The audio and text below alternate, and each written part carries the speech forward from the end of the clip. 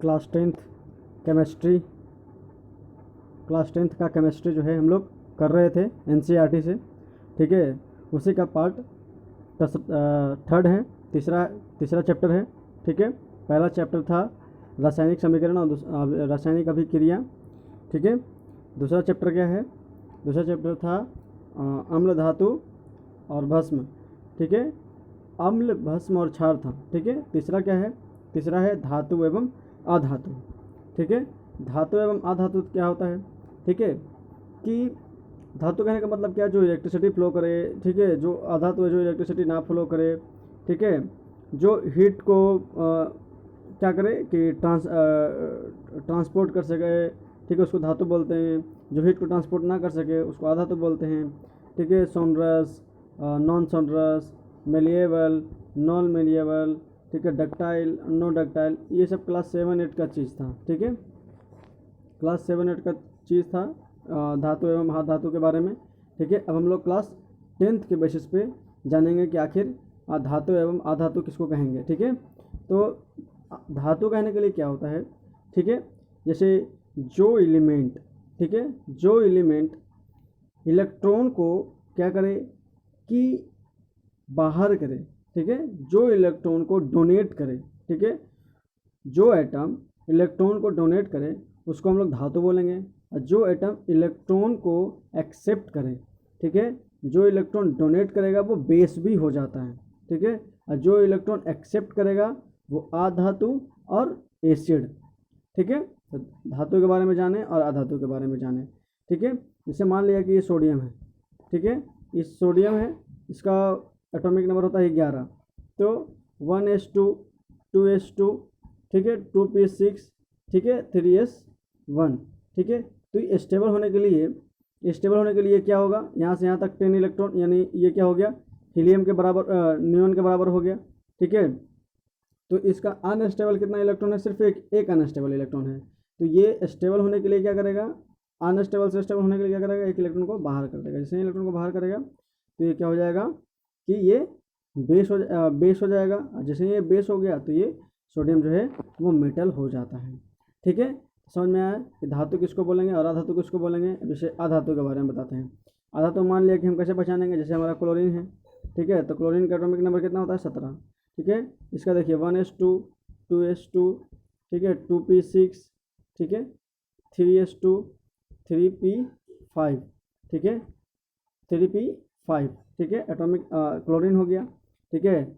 बाहर में इसका कितना इलेक्ट्रॉन? 7 इलेक्ट्रॉन, ठीक है, बाहर में 7 इलेक्ट्रॉन और अंदर ये यहाँ पे 10 इलेक्ट्रॉन हो गया, तो 10 7 17। अब होता है, देखिए, ये नियोन तक तो नहीं पहुँचेगा, नियोन तक के स्टेबल होने के लिए इसको क्या करना पड़ेगा? 7 इलेक्ट्रॉन को बाहर करना पड़ेगा, जो कि पॉसिबल नहीं है, ठीक है, जो कि पॉसिबल नहीं है। तो ये क्या करेगा? इसका मतलब जो आर्गन है इसके नज़दीक में आर्गन, उसका होता है एटॉमिक नंबर 18, और आर्गन भी क्या है? एक स्टेबल है, ठीक है। तो ये क्लोरीन जो है वो आर्गन के जैसा बनने की कोशिश करेगा और किसी से एक इलेक्ट्रॉन ये ले लेगा। जैसे ही एक इलेक्ट्रॉन किसी से लेगा, ठीक है, तो ये क्या हो जाएगा कि इलेक्ट्रॉन डिफिशियंट हो गए। इसका मतलब इलेक्ट्रॉन की कमी थी, और जिसको इलेक्ट्रॉन की कमी रहता है वो एसिड होता है, ठीक है। और जो एसिड होता है वो ही अधातु होता है, ठीक है। तो क्लोरीन क्या हो गया? एक अधातु हो गया, ठीक है। ये हो गया केमिकल चीज़। भौतिक गुणधर्म हम बता दिए कि धातु जो है उसमें चमक होती है, डक्टाइल होता है, ये सब दोनों होता है, नॉन सोल्यूशन होता है, नॉन सोनरस होता है, ठीक है। और नॉन मेटल क्या होता है कि non sonorous, non malleable, non ductile, ठीक है, नो इलेक्ट्रिसिटी कंडक्ट, ठीक है, इस तरीके से होता है, ठीक है, अधातु के बारे में। और जो केमिकली है चीज़ें हैं वो भी हमने आपको बता दिया है, ठीक है। अब देखिए धातुओं के रासायनिक गुणधर्म, ठीक है। जैसे धातु को वायु में धातु को जब हम ऑक्सीजन के साथ रिएक्ट कराते हैं तो क्या होता है, ठीक है। जैसे धातु को हम लोग ऑक्सीजन के साथ रिएक्ट कराएं तो याद रखिएगा, ठीक है। जैसे मान लिया कि सोडियम है, सोडियम को हम लोग O2 से या फिर O से रिएक्ट कराए, ठीक है, तो ये क्या बनाएगा? NaO, सोडियम ऑक्साइड बनाएगा, ठीक है। क्यों? क्योंकि सोडियम बेस था और ऑक्सीजन क्या है? एसिड है। तो एसिड बेस आपस में रिएक्शन करेगा, ठीक है, तो धातु ऑक्साइड जो है वो बनाएगा, ठीक है। आप यहाँ पे भी देख सकते हैं, ठीक है। जैसे कॉपर है और ऑक्सीजन गैस है, आपस में रिएक्शन किया तो 2 कॉपर ऑक्साइड बना लिया, ठीक है। 4 एल्युमिनियम, 3 ऑक्सीजन गैस मिल गया तो एल्युमिनियम ऑक्साइड बना लिया, ठीक है। अब यहाँ से क्या हो गया कि उभयधर्मी ऑक्साइड मतलब क्या, एम्फोटेरिक ऑक्साइड मतलब ना ही बेसिक होगा ना ही एसिडिक होगा, ठीक है, वो न्यूट्रल टाइप का होगा, ठीक है, समझ में आया ना। मतलब कहने का मतलब क्या है कि उसमें दोनों प्राप्त हो जाए, यानी वो अम्लीय भी हो और वो क्षारीय भी हो, दोनों जो है उसमें हो जाए, ठीक है। तो इसको हम लोग क्या बोलते हैं, उभयधर्मी ऑक्साइड। और उभयधर्मी ऑक्साइड कब बनता है, जब Al2O3 और 6HCl आपस में जब रिएक्शन करेगा तो 2LCl3 और 3H2O, ठीक है। और इसी तरीके से जब हम Al2O3 को हम लोग बेस से रिएक्शन करते हैं, देख रहे हो ना, एल्युमिनियम ऑक्साइड जब एसिड से रिएक्शन किया तो एल्युमिनियम क्लोराइड और वाटर दे दिया। उसी तरीके से एल्युमिनियम ऑक्साइड जब बेस से रिएक्शन किया तो क्या बनाया, सोडियम एल्यूमिनेट बनाया और वाटर बनाया, ठीक है, ये हो गया। और जब सोडियम ऑक्साइड को हम लोग वाटर से रिएक्शन करा दिए, सोडियम ऑक्साइड यानी देखो जैसे Mg था MgO है, Mga+O2 आपस में रिएक्शन करके MgO बनाया, मैग्नीशियम ऑक्साइड बनाया। अब इस मैग्नीशियम ऑक्साइड को हम यहाँ ले लिए, ठीक है। अब मैग्नीशियम ऑक्साइड को हम लोग क्या करेंगे, वाटर से रिएक्शन करा देंगे, ठीक है। तो क्या बना देगा, MgOH2, ठीक है, ये बनाएगा मैग्नीशियम ऑक्साइड, और वाटर जब रिएक्शन करेगा तो मैग्नीशियम हाइड्रोक्साइड बनाएगा। और मैग्नीशियम हाइड्रोक्साइड क्या है, एक बेस है, ठीक है। उसी तरीके से क्या है, K2O और K2O जो है H2O के साथ रिएक्शन कर रहा है तो पोटेशियम हाइड्रोक्साइड बना दे रहा है, ठीक है। तो आप ये देख सकते हैं काफ़ी इजीली जो है ये सब चीज़ें हो रही हैं, ठीक है। धातुएं जब जल के साथ अभिक्रिया करती हैं तो क्या होता है, ठीक है। तो धातुएं जब जल के साथ अभिक्रिया करेगी, जैसे मान लिया कि सोडियम है प्लस H2O रिएक्शन कर लिया तो क्या बनाएगा, धातु ऑक्साइड, यानी धातु ऑक्साइड और प्लस कौन सा, हाइड्रोजन, ठीक है, गैस, ये ऊपर की तरफ उड़ जाता है, ठीक है।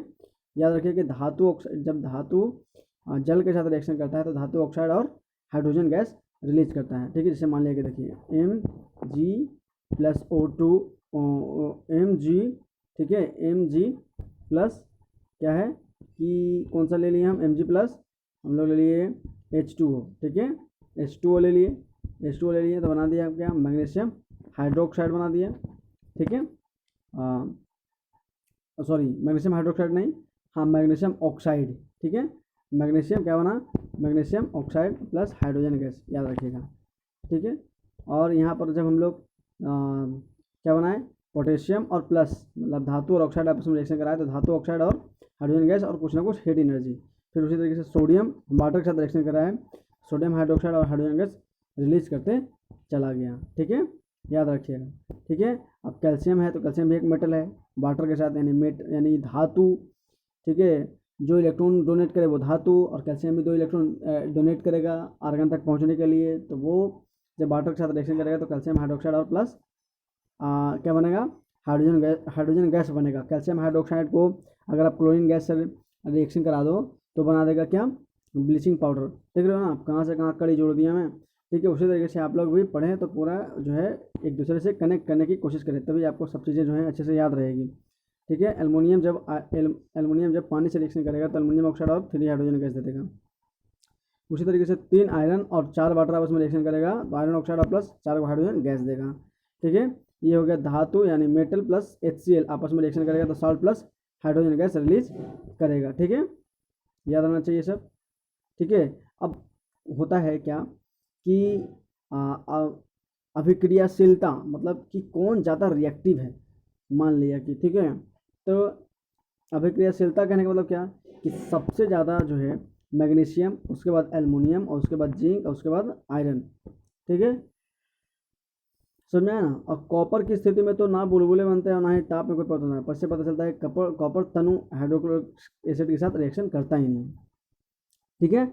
मतलब क्या है कि जो जिसमें जितना ज़्यादा बेसिसिटी होगी वो उतना अच्छे से रिएक्शन करेगा और उतना अच्छे से एनर्जी रिलीज करेगा। एक्वारिजिया क्या हो गया, ठीक है, जैसे मान लिया कि जो सोना होता है, ठीक है, सोना कभी भी आप जनरली कितनों गर्म करोगे तो नहीं पिघलेगा, ठीक है, उसको पिघलाने के लिए क्या करता है, एक्वारिजिया का इस्तेमाल किया जाता है, ठीक है। और एक्वारिजिया में 3 अनुपात के अकॉर्डिंग जो है वो क्या होता है कि एक एसिड होता है, ठीक है, जैसे हाइड्रोक्लोरिक एसिड यानी HCl जो है वो 3 को और एक को HNO3 ले लीजिए, इन दोनों को मिला दीजिए, ठीक है, इससे हमारा तैयार हो जाता है एक्वारिजिया। और एक्वा रीजिया के इस्तेमाल जो है सोनार लोग जो काफ़ी अच्छे से करते हैं, ठीक है। जैसे मान लिया सोना का पानी आप चढ़ाने गए तो उसमें वो थोड़ा सा डाल देता है आपका सोना, ओरिजिनल वाला सोना, और उससे क्या होता है एक्वा रीजिया जो है उसके सोना को अपने अपने अपने में ले लेता है और उसके बाद उसको निकाल के पॉलिश करके आपको दे देता है। तो इस तरीके से सोनार जो है फ़ायदा उठाता है एक्वा रीजिया का, ठीक है। ये हो गया, और यहाँ से आप देख सकते हैं, ठीक है। हाँ, ठीक है। सक्रियता श्रेणी, ठीक है, कौन सबसे ज़्यादा रिएक्टिव है, ठीक है।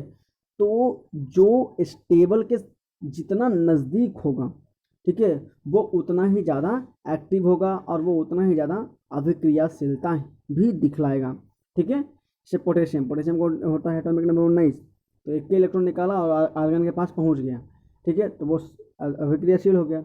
सोडियम उससे कम हुआ, कैल्शियम उससे कम, ठीक है। मैग्नीशियम तो होगा ही, क्योंकि मैग्नीशियम के बाहर में 2 इलेक्ट्रॉन है, 2 इलेक्ट्रॉन से ज़्यादा अच्छा होता है 1 इलेक्ट्रॉन का निकालना, ठीक है। फिर zinc, iron, PB, lead, hydrogen, ये सब काफ़ी जो है काफ़ी कम रिएक्टिव होता है, याद रखिएगा ये सब, ठीक है। हाँ, हो गया आपका, ठीक है।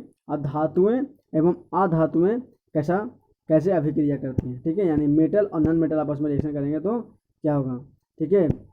सो मेटल और नॉन मेटल, अब जैसे देखिए मेटल कैसे कैसे पहचानेंगे, तो मेटल पहचानने का तरीका क्या है कि मैं बताया कि सोडियम है, ठीक है, सोडियम है, ठीक है। तो वो क्या करता है कि इसका 2 8 1 इलेक्ट्रॉन क्या करेगा, निकालेगा, ठीक है। सोडियम 1 इलेक्ट्रॉन निकालेगा, क्यों, स्टेबल होने के लिए, यानी नियॉन तक पहुंचने के लिए। जैसे सोडियम 1 इलेक्ट्रॉन निकाला, ठीक है, उसको क्लोरीन क्या करेगा, क्लोरीन को एक इलेक्ट्रॉन क्या चाहिए था, क्लोरीन को 1 इलेक्ट्रॉन चाहिए होता है, तो सोडियम जो है अपना 1 इलेक्ट्रॉन इसको दे देता है, ठीक है। तो जैसे ही अपना 1 इलेक्ट्रॉन इसको दिया तो ये पॉजिटिव चार्ज और ये निगेटिव चार्ज, पॉजिटिव चार्ज और निगेटिव चार्ज के बीच में क्या होता है, अट्रैक्शन फोर्स लगता है और इसी फोर्स से एक बॉन्ड बन जाता है, ठीक है, और वहीं जाकर के आपका जो है NaCl बन जाता है, याद रखिएगा। उसी तरीके से मैग्नीशियम हो गया था, मैग्नीशियम का देखिए 2 8 2 है, यानी ये 2 इलेक्ट्रॉन बाहर करेगा क्योंकि इसको न्यून तक पहुंचना है, ठीक है। जैसे ये 2 इलेक्ट्रॉन बाहर करेगा तो इसको लेने के लिए भी कोई होना चाहिए 2 गो, ठीक है, 2 गो होना चाहिए, ठीक है। 1 इलेक्ट्रॉन ये 1 इलेक्ट्रॉन ये, तो क्लोरीन भी अगर मान लिया कि 2 क्लोरीन है तो 1 क्लोरीन अगर ये लेता है मैग्नीशियम से 1 इलेक्ट्रॉन तो ये स्टेबल हो जाएगा, और ये वाला क्लोरीन अगर 1 इलेक्ट्रॉन से ले लेता है तो ये स्टेबल हो जाएगा, ठीक है। जैसे देखो ये हो गया और ये दोनों से वापस ले लेगा, ठीक है, तो मैग्नीशियम स्टेबल हो जाएगा, ठीक है। इस तरीके से आपका MgCl2 जो है वो बन जाएगा, ठीक है, खत्म। सॉरी, उसके बाद क्या है, भौतिक प्रकृति सब देख लीजिए, सब तो ईजी है।